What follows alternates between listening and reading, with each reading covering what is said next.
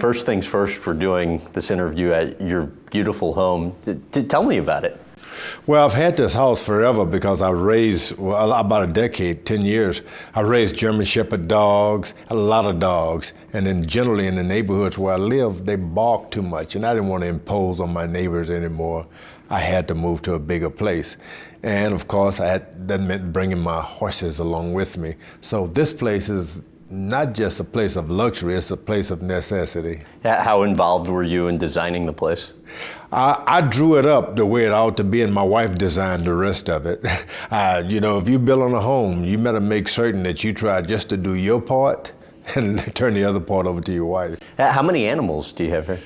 We keep on this property no less than 18 German Shepherds. I have those. Then I have a little rat terrier for squirrel hunting, although they don't hunt them, they look at them.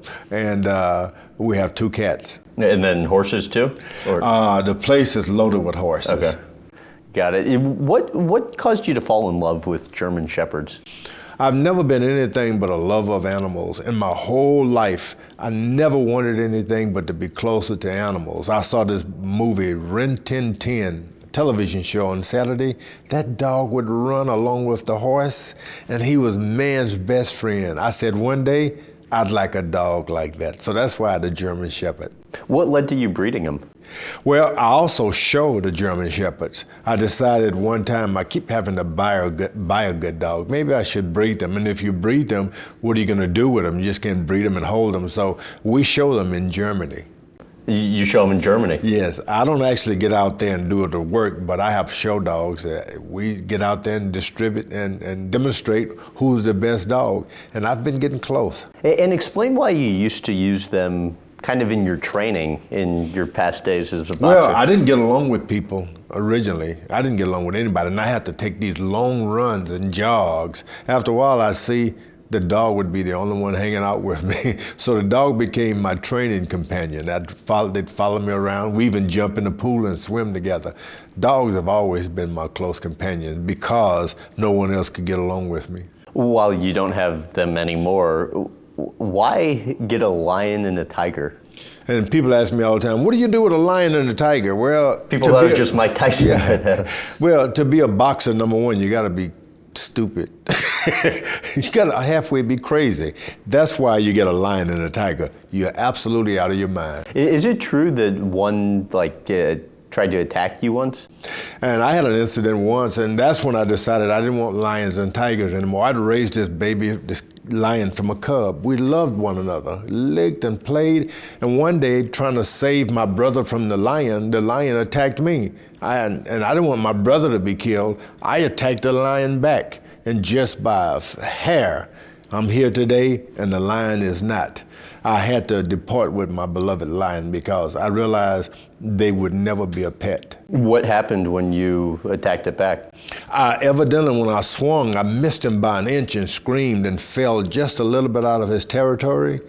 And he saw my charge and understood that I was just as dangerous as him that moment. And he moved. We both parted company, and we never were friends again. I can understand why. The youth center had the chance to. We had the chance to shoot some footage of it yesterday. How did the idea for that come about? I really didn't want to be in the business of the youth center. I was a full-time preacher at the Church of the Lord Jesus Christ, and that's all I wanted to do was be a preacher. But I noticed the kids weren't coming to church. I'd inquired about a kid that I'd seen earlier in a gym that was run by my brother. The kid had gone to jail, and I asked him what happened. He said they were robbing the store. The storekeep shot one of the kids, and the kid I was interested in shot the storekeep. All these lives were devastated because I was trying to show everybody what a great preacher I'd been. So I started the George Foreman Youth and Community Center, just a place for the kids to hang out. I don't preach to them. There's not a Bible on there for them. The idea is that I'm here for you, and that's why the George Foreman Youth Center. And you started it during before your comeback after you had retired the first time from boxing. How's it evolved over the years? And it's strange because I took money I had saved up. Sometimes when you realize you're in you got trouble, I took my money, and the biggest part was to get a foundation. The rest was to start a youth center, and it took every dime I had to keep that place open. Money that I had set aside for my kids to live happily ever after. And I just didn't think it would stay in existence. This was the reason I had gone back into boxing in the first place. The part of that youth center that you're most proud of would be what? Well, the youth center is there because there are a lot of people who've come into business and I'm going to help kids and I'm going to raise money, and they're no longer there. So the part that I'm most proud of is that it's there. Yeah, I want to take you back to when you were a younger boy growing up. You were the fifth of 7 children. Your mother really did everything she could to make ends meet. Her husband maybe wasn't around as much as everybody would have liked. Your biological father you learned about only later on in life. How scarce was food for you guys back then at the time? I've always been motivated by food because I was always hungry. There never was enough to eat for me. And my kids, especially the kids, would gather around the table, and what they always noticed that if they finished first, I was gonna get their food.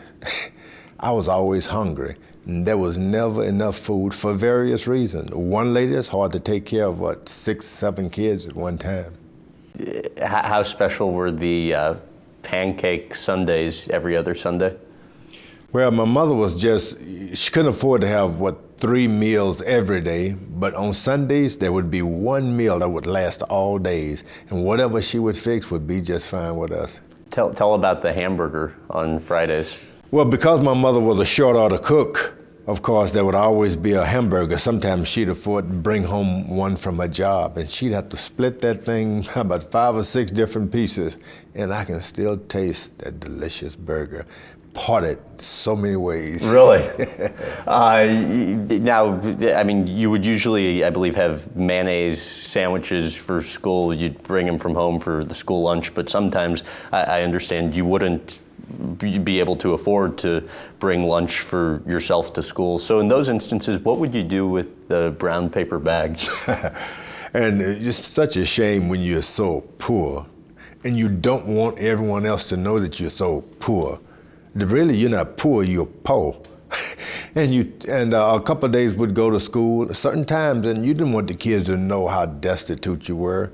So you take a paper bag with a little grease on it, and then show the kids like I ate my sandwich on the way to school. That's why I don't have any lunch today. You make preparation for those things. It was embarrassing. It's, when you don't have, it certainly is embarrassing. E.O. Smith Elementary School, that's where you went to school back in the day. Explain how the clothes that you wore to school impacted the education you got back then. Well, it's a rough thing to be in an environment where some kids have and some do not, and that was my state at school, E.O. Smith Junior High, the last school I attended. A lot of times you just didn't want to go to school because you just didn't have the clothes, and you hide. So you try to find a way to get something nice to wear for a few days, and you go to school for a few days. Would the teachers focus less on you if you didn't have nice clothes? Well, in my younger days, it always seemed like if you had a lunch, nice clothes to wear daily, the teachers liked you more. They seemed to gravitate to you more. Those who didn't have, you can believe they didn't have the teachers' blessings as well. Considering the area you grew up in the 5th Ward, and how tough of a district it was, how much does it mean to you to now have a brand new school there? And there's something centrally located. There was a school, a youth center. All of that was right there in my midst. I didn't know how to appreciate it. The only school that I ever graduated from was Atherton Elementary School. Today, with the help of a lot of friends and families and people who've attended that school, it's the state of the arts now. One of the best schools, not only in the community, but in the state and in the world. Right there at Atherton. And I like to think that I passed through those doors, and and I constantly make appearances that tell children that it doesn't matter your beginnings, what you've had in life, it's what you want in life. And that school, Atherton, represents that for me, because now the best school is in my own neighborhood. And you mentioned what you said to children who you've spoken to, but you're obviously representative of that. You mentioned the only school you graduated from being the elementary school, and you really struggled in school. Somebody who's similarly facing difficulties, whether it be because lack of desire or the other outside influences that could, create difficulties in school, what do you say to them to, give them the encouragement that they can still have success in life? Yeah, that Atherton Elementary School I point at it all the time. Even I point to my children, I take them past it. Look where I started. And it didn't stop me. As a matter of fact, this could have been a place where I learned to read, and the reading has become the best thing that ever happened to me. I've become a writer, a fighter, and all of that, but it doesn't matter where you're from. Take advantage of a good education, and you'll never go wrong. So very early on in your life, you win an Olympic gold medal. A few years after that, you become heavyweight champion of the world. And you've spoken about before how, even though you were having all this professional success at that time, you were pretty angry. Looking back on that now, why do you think that was? Anger is something generally just discontent. It all started with not having enough to eat growing up, looking for more and more to eat and not having that kind of satisfaction. Then all of a sudden, you get into boxing where anger is applauded. I met Sonny Liston. He became my role model. And he was he had to be the most angry fella I'd met. He'd look right through you, scare you. And I thought, if ever I'm gonna be successful in boxing, I'm gonna have to learn how to utilize anger. And was that a motivating force, the anger? I don't think anger really motivates you. It's just a tool you think it's gonna make you win. So, hey, I better get some. And you said something in our interview. We sat down in 2007, this is several years back, where you said you were such a bad guy outside of the ring that people saw the best of you inside the ring. How so? Oh, when I was in the ring, you really saw the best of me. Outside the ring, I was really some terrible fellow because I did some things to people that mostly, in the ring, I'm not ashamed of my boxing matches, but outside the ring, some of the things we did, I did, I'm ashamed of to this day. What are some of the things that you regret? I regret really the way you treat people. There are a lot of people you meet and you think you're gonna know them for a lifetime. Then they pass away before you even get a chance to tell them you're sorry for that side of you that they saw. And I could go on and on with stories, but like I said, there's nothing to be proud of. Speaking to kind of your mentality as a boxer back then, you wrote about how you wanted to kill Ken Norton in your fight with him, and then when that didn't happen, you wanted to kill Muhammad Ali in your fight with him, literally kill. Why? You get to be heavyweight champ of the world. I've defeated Joe Frazier, had one title defense, and everyone knew that I had beaten the best in Joe Frazier. No doubt about it, I had beaten the best. People had something to say about that. I said, you know what? I'm gonna kill one of these fellows, then they'll shut up. And it wasn't about Ken Norton or Muhammad Ali. It was like anyone I'd met in the ring. I said, I'm gonna kill one of these guys, then they'll know that I'm the best. Speaking to your preparation, and every boxer seems to have different habits and a different routine. Explain why you wouldn't have sex 75 days leading up to a bout. In boxing, the one thing you have to be true, you hear a lot of stories once you become a boxer. And a lot of it was about the guys who tended to be playboys, who played overnight, sleeping with different women at night, and then waking up trying to be the best, and they'd all be failures. So we all knew that if you're gonna be a good boxer, especially myself, I would have to abstain from being a human being for a long time in order to be stronger than anyone else. Sex was out. And what was the thinking, too, behind not drinking water leading up to a fight? I think that I had Charlie Shipes, my first really half trainer. We were stablemates. Charlie Shipe was a welterweight. He had to leave water along a couple of days just to get on the scale to make 147 or 139 or whatever. And I started the same habits, not realizing that heavyweights didn't have to do that. So I was foolish enough to go without water, drying out for a boxing match. But I thought it made me more terrible. Did it change later on in your career? The first time around, I would go without water. I practiced that, trying to get that ideal weight. The second time around, I didn't care what I weighed. I just wanted to get into that boxing ring. So I never did go without water like that again. And did you notice a big difference? And I noticed that water, you stay hydrated, you're a better athlete. The 10th round come and you're refreshed. The 12th round appear and you're not afraid anymore. You've been known as the hardest puncher ever. You said that some punches, and just speaking in general terms, you said some punches are so ferocious that they don't hurt. They actually will interrupt communication between the tower and the ground, as you put it. Explain like what you mean. There was two boxers I faced in my career. They hit so hard it didn't hurt. It was Ron Lyle the first time. I remember thinking, I'm not hurt, why am I on the floor? And he knocked me down again. If only it had hurt, I would not have gotten up. It was like you are no longer the same person. You see your legs wiggle and you're not in control of yourself. Once again, Jerry Cooney hit me with a left hook way back into my second career. And I felt it's gonna happen again. And I decided to get that fight over that time. You ever hit somebody similarly hard where you could see that happen to them? My punching power was the first time around was so vicious that the second time around I wouldn't even throw those kind of punches anymore. And why was that? Because the first time around, as I told you, I'm gonna kill one of these guys. I decided the second time around, I'm not gonna kill anyone. This is a profession, and there was never a shot in anger. Muhammad Ali, when was the last time you spoke to him? Muhammad Ali and I have become great friends. Not only are we great friends, our families are friends now too. Have children who communicate with his daughters, and I communicate with his family. So we're friends. We talk as much as we can.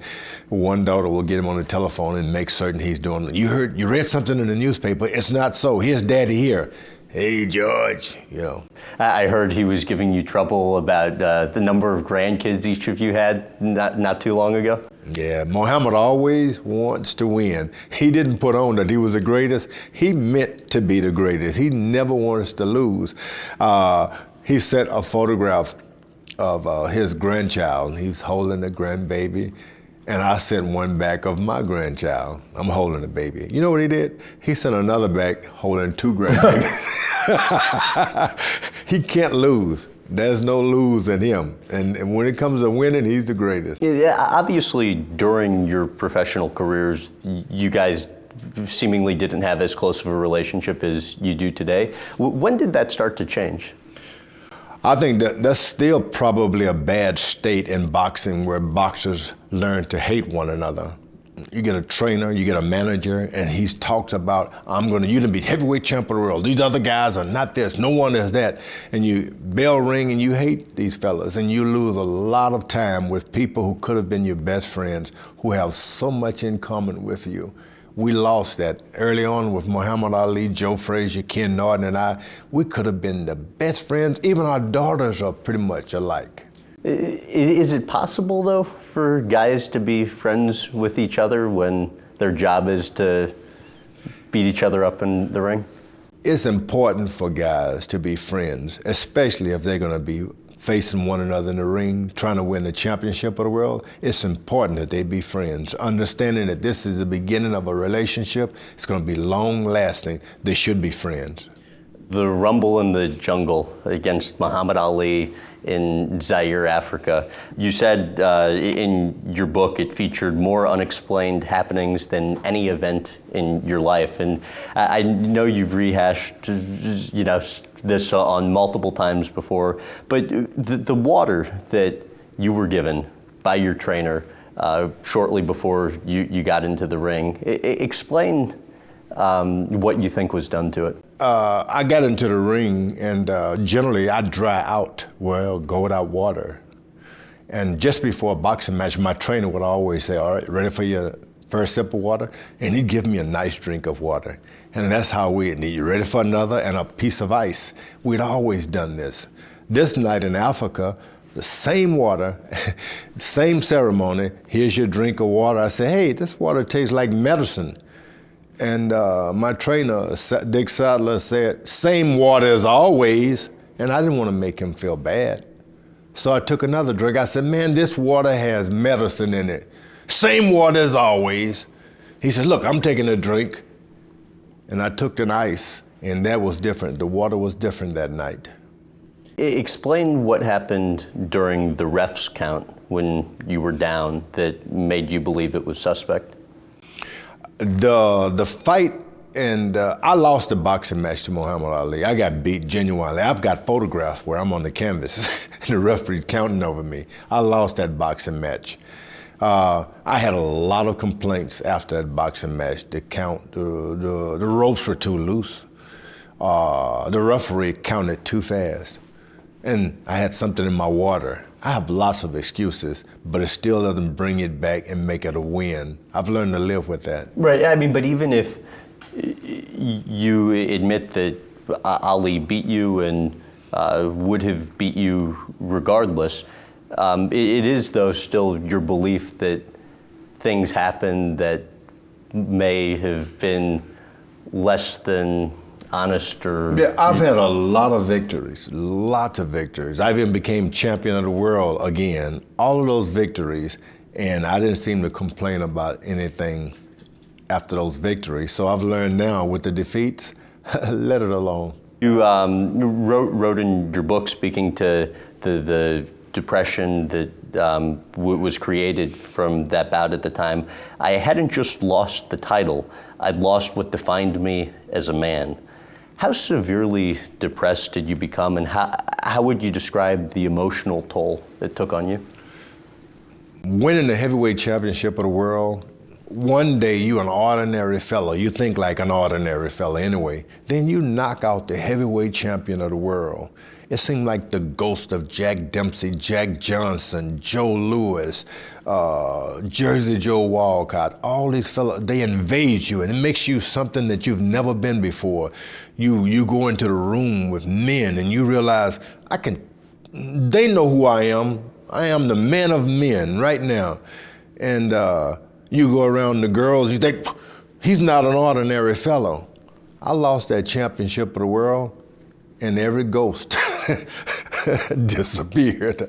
Jack Dempsey, Joe Louis, Muhammad Ali, all the ghosts of past and all of the confidence went away. I didn't just lose the title, I lost myself. I lost who I defined myself at that time.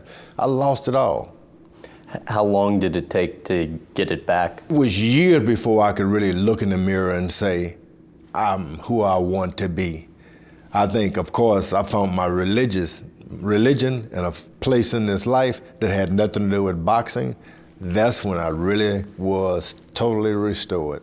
And you mentioned the picture that you have of yourself on the mat, the ref counting, Ali had knocked you down. Explain why you view that positively now. Oh yeah, I became an evangelist full-time, got a new little house, 3-bedroom. I was really happy with my place. And the only picture of my past I displayed was a photograph of Muhammad Ali standing over me and mine looking up, being knocked down and losing the championship of the world. First of all, I was proud that I was in such a match. And secondly, there's nothing wrong with being knocked down in life. It's about getting up. Tell about what happened in the locker room, 28 years old, 1977 loss to Jimmy Young. It's strange now, I fought my way, I had this hate. Boy, I had to be heavyweight champion of the world again. I was gonna do anything to get it. Had to pay Muhammad Ali back specifically. So the powers that be put a fight on with Jimmy Young, an elimination fight with myself. The winner of this match would have Muhammad Ali would have an ultimatum to either face me or give up the title if I won the title. I got in the ring, and I wanted to prove to the world that I didn't have stamina problems, so I would go 12 rounds. Afterwards, I lost a 12-round decision. I didn't feel bad. Jimmy Young had won the boxing match. Went back into the dressing room, and that's when my life changed. Went back, started walking, trying to cool off as normal. You don't have to worry about the boxing match. You're still George Foreman. You got money. You got cars. You could go to your ranch, retire, and die. And I'd never said a word like that before. Die. After a while, it started to multiply. Death. And I realized I was about to die in a dirty old dressing room when I had all these places to live in the world. Walked back and forward trying to keep my body in me, because life is almost like a smile. You can just lose it. And as I was walking back and forward, heard a voice said, well, you George Foreman, you George Foreman, you got a ranch and all of that. Why are you home and money? Why are you afraid to die? And I'd been talking about, I used to go out and talk about religion to everywhere, you know, about God, because I figured you can get some fans. Muhammad Ali had talked about Muslim, he got fans. I figured I was gonna make, and the voice said, you believe in God, why are you scared to die? I said, man, everybody believe in God, but I don't wanna die. So I started walking back and forward, and I realized I was gonna die. I said, look, I'm still George Foreman. To this voice, nobody, I'm thinking someone's in the room playing with me. I can still give money to charity and for cancer, and the voice answered me back, I don't want your money, I want you. And I remember, boom, tears poured, and I looked around the room and I tried to, but I figured if I tell them, they're gonna think I'm crazy. And I tried to make a deal, it didn't work. And I looked, my leg gave out of me. I looked around the room and I said, hey, y'all, I'm fixing it before I could say another word. All of my life went out of me. My leg gave out of me, and I was in this deep, dark place. All around me was nothing. Like every sad thought, if you multiplied them together, there was nothing, no hope. Like someone had dropped me in the deep sea and not a boat or an island anywhere. I got mad, because I'm the guy with lions and tigers. I didn't get scared. I said, I don't care if this is death, I still believe there's a God. When I said that, a gigantic hand reached in and pulled me out of nothingness. Just nothing. Sadness. And I was alive in that dressing room. Evidently, they picked me up off the floor and laid me on the table. And I remember saying, hey, I'm dying, everybody, but tell everybody I'm dying for God. Because I'd been saved from the thing that I was most afraid of, death. And my doctor stood behind me. I said, Dr. West, move your hand, because the thorns on his head are making him bleed. And I saw blood coming down my forehead. No one else did. And I told my masseur, Mr. Fuller, move your hand. He's bleeding where they crucified him. And I started screaming, Jesus Christ is coming alive in me. And I didn't believe in religion. I thought it was for idiots. People who lose their girlfriends to go to church, people who lose their money to go to church. I had my money. Still had a girlfriend. And these are words that would never have come out of your mouth Jesus before Christ that. is coming alive in me. And I jumped off the table. They tried to hold me down. I said, I gotta go tell the world. I gotta clean myself. And I ran in the shower and started screaming, hallelujah, I'm clean, born again. I went toward the door and they stopped me because I didn't have any clothes on. I said, I gotta tell the world. And I've never stopped screaming that to this day. Were you conscious that whole time of what was going on around you? I remember one time I looked around the table after this happened. I looked at everybody in the corner. I said, I love you guys. You know what I mean? You are my brothers. And I kissed everybody in the room. I kissed them. And I was conscious of that because my own brother said, not me. I said, everybody said, go and kiss him.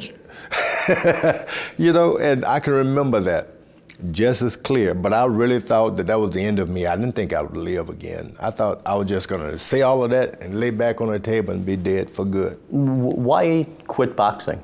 The punching bag had been Joe Frazier, Muhammad Ali, Ken Norton, you name it. That's who I've been beating. I went back to my home and that punching bag was a piece of leather, cloth. It wasn't anyone anymore. And for 10 years, I didn't even make a fist. Became just telling that story. Next thing you know, they calling me Rev, brother. I was ordained an evangelist. And I never intended to stop boxing. I just never went back. What led to you eventually starting to preach on street corners? I'd gone to a church, and once the fella asked me, George, why don't you come up and tell what happened to you? And I told him I was walking in the dressing room, I saw blood on my hand and blood on my forehead, Jesus Christ coming alive in me. And everybody applauded, and I sat down. And occasionally, the preacher would ask me again to do that.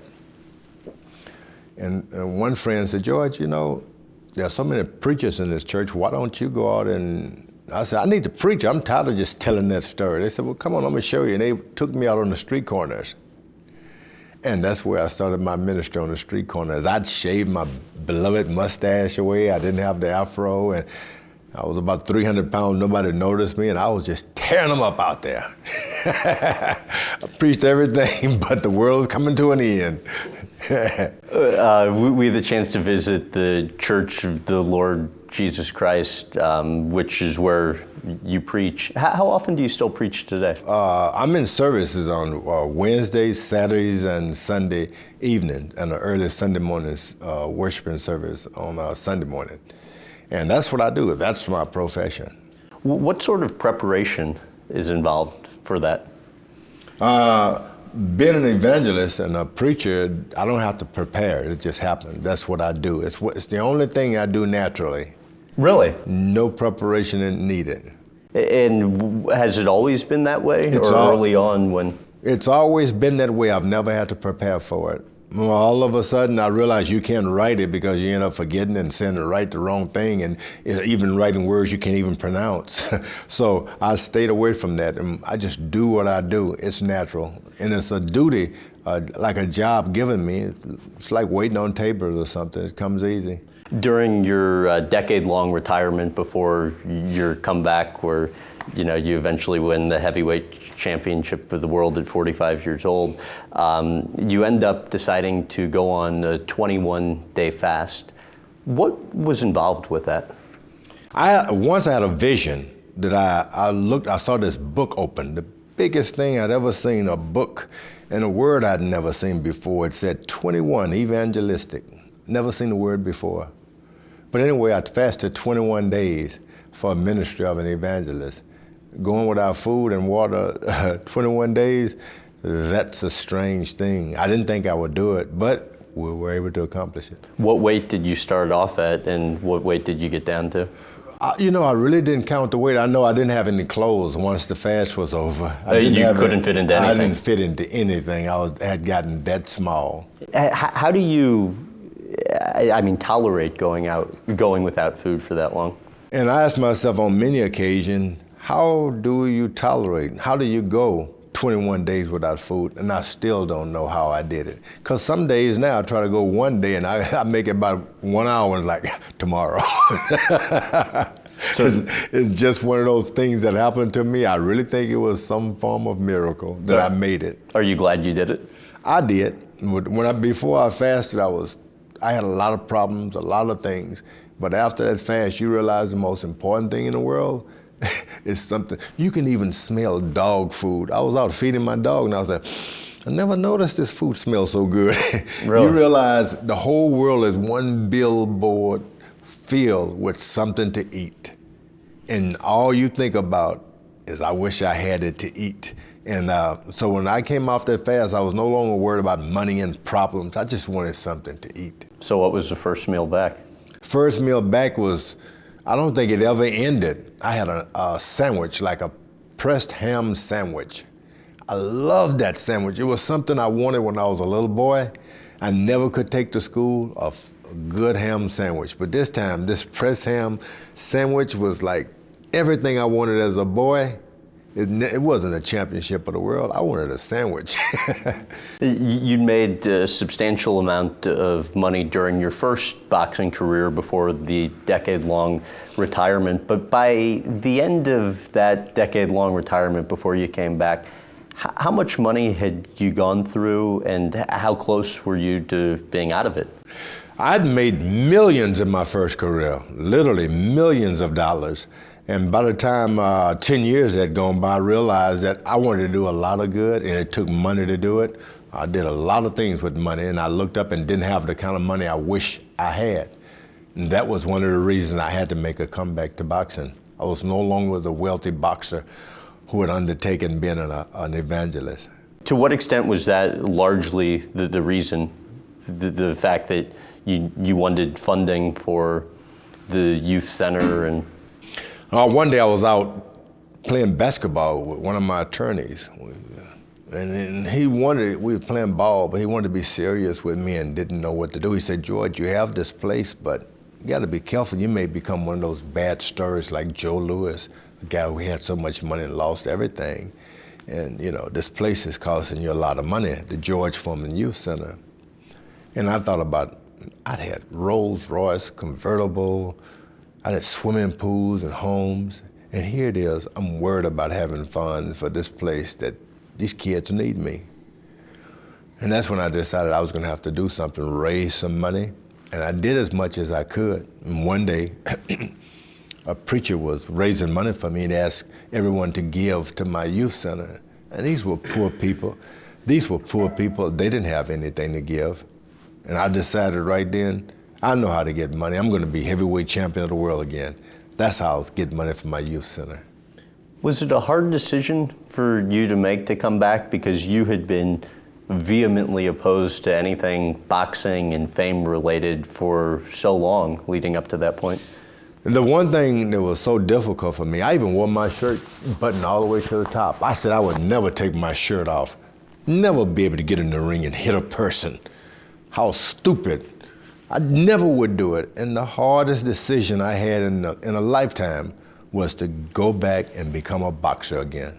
I was talking to your close friend and longtime publicist, Bill Kaplan, about that, and he kind of recalls it different. He's laughing because he's like, George was like 315 pounds in, and he didn't want to take off his shirt because he'd gotten so big. But how much weight did you have to lose to get back into boxing shape?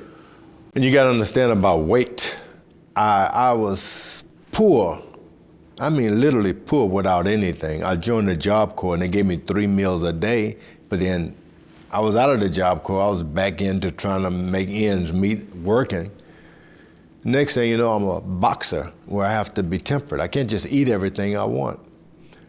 So now I'm out of boxing after 10 years or so, and I had money. I didn't even know a thing about Burger King, McDonald's. I'd go to these places and order hamburgers, and I was so embarrassed because they were so delicious, I'd make a turn back and order them again, disguising my voice. I ate. There I was, over 300 pounds. 300 pounds, and I loved every pound of it because it wasn't like I was going on a diet eating. And then to have to leave and abandon that weight, something I really admired, was hard to get back into boxing. You were no longer able to use anger as a motivating force, as we spoke about. How did that impact things for you as you got back into boxing? I started a gym, and I didn't want to start a boxing gym at all. I just wanted to make certain the youth center was a place kids could hang out. They wanted to box. I had an old ring, and I taught them. They'd come in with this chip on their shoulder. I said, no, you don't need that. I'm going to show you how to box, and I'd put them in the ring with a kid just escaping, and the kid wouldn't even hit them, just showing them how vulnerable they were. And I had taught kids, never a punch in anger. This is not about anger. And along the way, I learned myself that it never was about anger. This was an honorable profession, a way to make a good living, a lot of friends, and you don't need anger. As a matter of fact, it's the least of things you want. What a lot of people might not know about you who didn't follow your comeback close is it wasn't like you took a title fight immediately after coming back. It was, I think, 4 years, 24 fights in before you had took the title fight. But the one thing that was different from the start of your comeback on was, unlike your first career when everybody loved to hate you and was booing you, you were the fan favorite and everybody was constantly cheering you in your comeback. What was that change in crowd reception like for you? The first time around, I was angry and I just didn't care. I mean, people booed me and it was great because they were booing the right guy. I was a bad fella. The second time around, I had 10 years to make friends with people. I thought you had to be rich and famous for people to like you. People would actually give me a booster when my battery had gone down, and I try to pay them, get out of here, biggin'. I'm offered the last piece of meat at the butcher store. Give it to the big guy. A steward would come up in a plane and say, we can give you a bigger seat, big guy, but we can't give you a meal. All these people were kind to me, and I didn't have anything. They didn't even know who George Foreman was. They were kind. The second time around, I had all of this kindness to pay back, and it was very easy to change temperaments because of that. 45 years old, you end up winning the bout to become heavyweight champion of the world, oldest ever.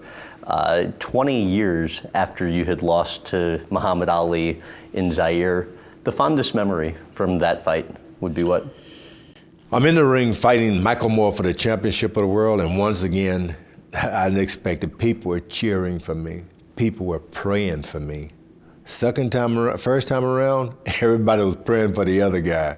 Now, I'm a victim of prayer. And the fight is over. I get a knockdown, the 10th round. I looked around, satisfied my fans, because I said I was going to come back not for money, but to be heavyweight champ of the world. That's how I'm going to get my money. So I looked up, and I said, if I win this thing, I never talk religion on television, but I said, if I win this thing, I'm going to get on my knees and thank God right there. And I did. I got on my knees, and I thanked God right on the spot. What would you say, looking back at both of the professional, or your whole professional boxing career, has been the most satisfying moment for you personally? I had a good boxing career. Everything went well for me, but a 19-year-old boy in the Olympic gold medal, winning that Olympic gold medal in the Olympics, I can't get over it. Even now, I said, I won a gold medal. It's the most special thing that ever happened to me in boxing. And to give that context too, it wasn't as if you had been training for multiple years leading up to that with the Olympic Games in mind. It was less than a year out that you started training with the Olympics in mind, right? Yeah, it was about a year I'd already been a boxer. So I know it was just a chance and a lot of help that I won that gold medal. I'll never forget that. Tell about going to Barbados many years back secretly to take back two of your kids that were, unbeknownst to you, taken by your then wife there. Yeah, look up one day, and I woke up one day and I came home and all my kids were gone. I had two kids just disappeared, a son and a daughter, and I couldn't find them. Found out they were in a small island called St. Lucia in the West Indies. I rented a plane. I couldn't afford all of these. I flew to Barbados, and I sat there in Barbados, then rented a private plane for St. Lucia.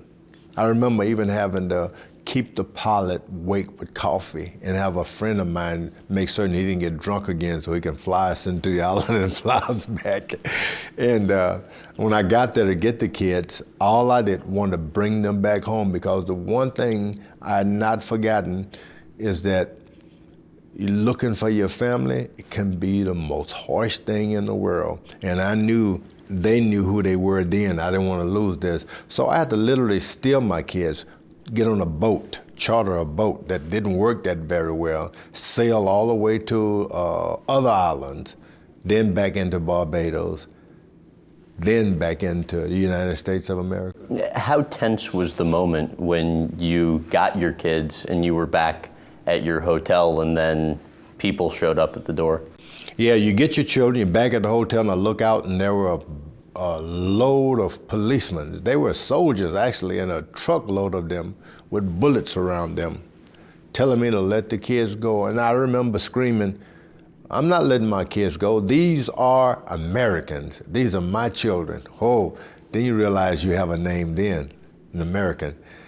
And they didn't take my kids. They gave me the next day to get things straight, and the next day I was back in the United States of America. And was there concern at that time? You didn't know what these guys were going to, you thought they were going to kill you? I said, to get my kids, you're going to have to kill me. And I heard someone say, kill him then. That's actually how you met your current wife, Joan. She was the caretaker for your kids when they were in Barbados. Joan, fifth wife. You've been married, I think, around 30 years. Why do you think, having been married before, this marriage has been so successful when, the other one struggled? Okay, I'm in to St. Lucia to take my kids. Knocked on the door, I found out where they were, and here was the babysitter sitting there with the kids. I said, look, I don't want any trouble with you, I just want my children. She said, okay, and she gave me the kids. And she said, take me with you because they're gonna get angry that I gave you the kids. I took her with me, and for over 30 years she's been with me. You heard that old statement about until death do you part? I know what it's about now. You never know when you're gonna find your love, but you are gonna find it. I was shocked. And that lady I'll be with until I die. And that's important to me. Not only, I was looking for children, I found them, but I also found my wife. Why do you think, what is it about that marriage that you think it has that, has enabled it to have the... In the past, I'd get married and I always thought that someone needed me. I'm George Foreman, they need me. But when I met my current wife, my wife, Mary, we call her Joan, I needed her. And I know I need her, and she's always known that I needed her. And that's the difference. Explain the importance of family to you. Well, I have a family of 10 kids, by the way, and almost 10 grandkids. Family is most important to me. You accumulate a lot of things, you do a lot of things, but at some point you look up and say, it was all for family. You forget that you had all these personal goals way back. It's all about family. And I get a chance to share my life with them now. This is very special. This is my life now, family. You found out who your biological father was much later on in life, and you've said that played a role in the decision to name all of your sons George. Explain why. Yeah, you look around for some roots and you can't find anything, so you decide you better plant something. I met my biological dad. I was already been heavyweight champ of the world and a grown man, and I didn't want my kids to be in that position. I wanted them to have something in common, and I figured why not give them a name, George Edward Foreman. They're all called the same, and I tell them if one goes up, we all go up. If one gets in trouble, we're all in trouble. It's a family name. And you don't have to change your name. Never anyone have to change the name, but change their ways. And I tell them, either live up to the name or change it. Well, and because all of their names are George, they also have nicknames. Yeah, and I would tell my wife, she said, you need to stop boxing. I said, the day I forget one of my boys' name, I'll stop boxing. So let's hear it. Can you remember all the names? George Edward Foreman, they're all named George. And, but, you give your kids something that we have now. We all have a name, and that's very important. And it's up to them if they prefer to keep it. I don't want them looking around for their dad or their brothers, as I did. The George Foreman grill. To what extent has it changed your life? The George Foreman grill. Well, I'm in the ring in Africa, and I'm facing Muhammad Ali. And then just before the fight, I get hungry for a cheeseburger, and everyone said, George, don't eat that, slop that grease. It's gonna slow you down. Don't do it.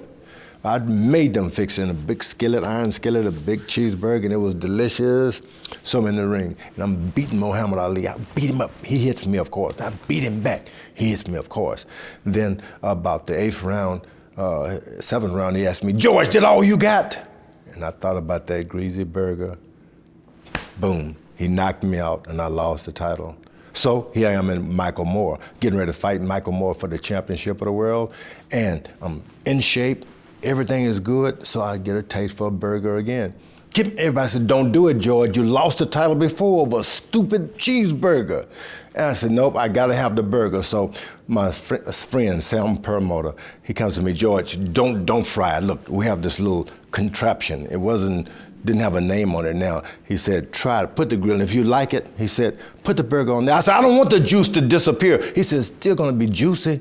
Don't worry about it. I said, He said, so I put the thing on there, the grease ran out, put it on ate it. He said, you like it? I said, he said, let me put your name on it. I signed my name on the grill and everything. Got in the ring with Michael Moore. He started beating me up, and he looked at me with that same thought. George, is that all you got? I said, no, it's the lean, mean, fat-reducing grilling machine. And I knocked him out and became the oldest man to be heavyweight champ of the world. Now, if you believe that, you believe anything. Excuse me. You cut a deal with the grill where instead of just some flat endorsement fee, which is common to pay to athletes or celebrities, you end up signing a deal where you're entitled to 45% of the profits of the grill. Explain how the deal did come about. Well, I'd really gotten popular on Madison Avenue. We'd done Doritos, McDonald's, and Meineke. Every commercial there was, we made a lot of money. People would pay you a lot of money to do a commercial. But then after a period of time, Kentucky Fried, they move on to someone else. And finally, a friend of mine said, George, you're making all these other companies wealthy. Why don't you get your own product? I said, sure, how much you gonna pay me? They said, no. We're not gonna pay you. Get your own product. And we looked around and found this grill, not in this current form. And we formed a joint venture together. And how did you go about even finding it, though? I told them, they said, why don't you they said, let's look around for something. Sam Perlmutter and Henry Holmes, a few other guys. We started looking for a great product. And we found one. No one wanted to be bothered with it at all, this thing. No, they had names for it, jokes for it. But I took it and they said, try that. And I didn't want to use it, but my wife insisted. She said, it works, George. And the grease really rolled off and it's still tender. I ate it. I said, boy, let's do it. We formed a joint venture, which means I'd have the lion's share, but I'd have to make it prominent. I'd have to go out and promote it. And I did without money. Nobody put up any money for me to do it. And that's how the joint venture came about. It was a guy by the name of Henry Holmes who comes up with a joint venture idea. At what point did you know you were onto something? I did the agreement. The thing worked so well, and I said, give me 16 of the grills. I'll give one to my mom, my aunt, my cousin, and put them into my training camps. And that's all I thought would happen because they worked so well. I never expected it to be so successful. I got a check once for like $1,500. I said, what? Couldn't believe it. Really? Then I got another check for $15,000. And then all of a sudden, the checks just started rolling in. This thing sold over 100 million. Right, and to give the check some context too, you end up being bought out, I think, for something like $140 million after what you had already made. Is it true? I mean, at one point, checks were coming in for upwards of like $4 million monthly? $5 million. $5 million monthly, but before the $140 million yeah, buyout. Before. I'd fought my last boxing match in Atlantic City, and everyone said, you were robbed. You were robbed, George. They were booing the fight, and there, my attorney had brought me a check for $1 million royalty on the grill. I said, that's not what we call being robbed. In my day, when you were robbed, you didn't have anything. How did the money that you made from the grill, and it almost seems a stupid question to ask, but how did the money you made from the grill compare to what you made during your boxing career?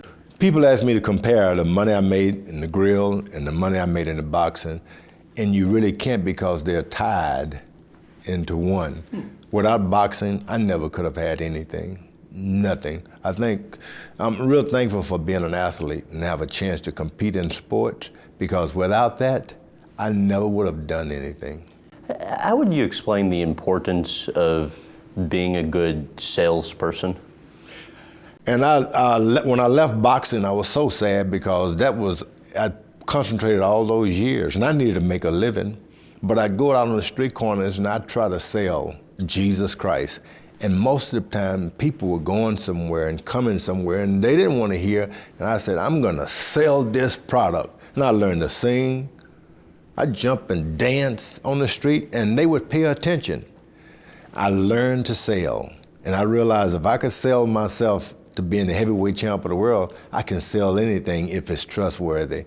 And that's what I'm most happy about. And I am a natural salesman. That's what I do. Salesperson galore, that's me. Floyd Mayweather Jr., he considers himself the greatest boxer ever to live. What do you think?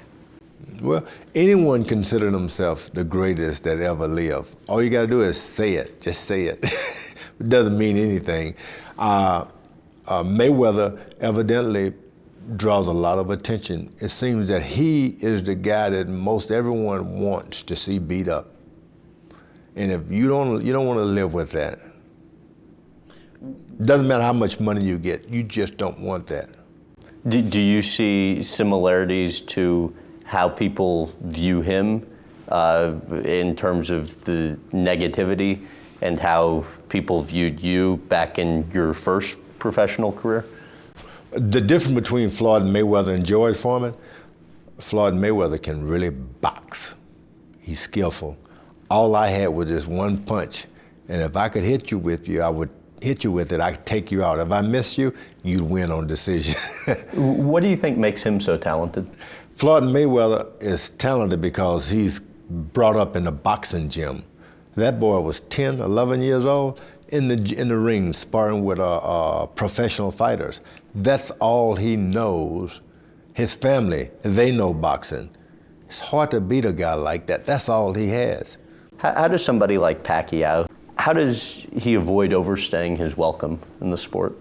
I think the habit of all boxers is to overstay your welcome, that we all think we've got one more boxing match in us, and that's probably will be the downfall of Floyd Mayweather, George Foreman, Manny Pacquiao. We'll overstay our welcome. And I think it's time maybe for both to try something else. I mean, if you don't need money, why in the world are you fighting?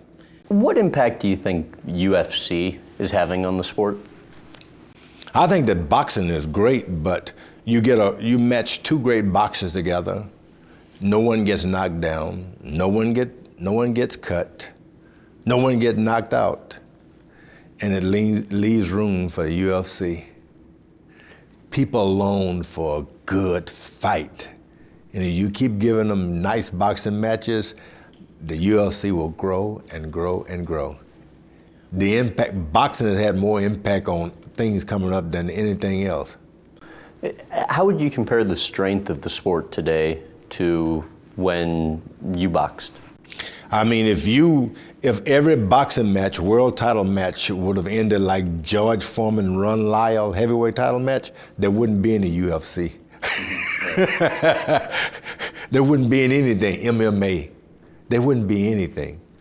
But boxing has constantly, from time to time, gone into another range where people don't know what it is. It's like one is scared and the other is glad of it. Those boxing matches have taken boxing down. And currently the heavyweight champ of the world, he wins boxing matches, but no one knows, no one pays any attention. What level of corruption, if any, do you think exists in the sport today? I think if there was ever any corruption in boxing, it exists in the mind of people who wish there was. You go out to a boxing match and your favorite fellow lose, like I lost to Muhammad Ali, people could not believe it. So the easiest thing is to say it was fixed. He fixed it with that right hand he hit me with. There's no fix, just boxing. Do you think there was corruption back then when, the days of Ali and Foreman and Frazier And I look back on it, Joe Frazier and Muhammad Ali gave 100%. There'll never be any fights like that in the heavyweight division again. George Foreman and Muhammad Ali. Muhammad Ali flat out whipped me. There's no corruption in boxing.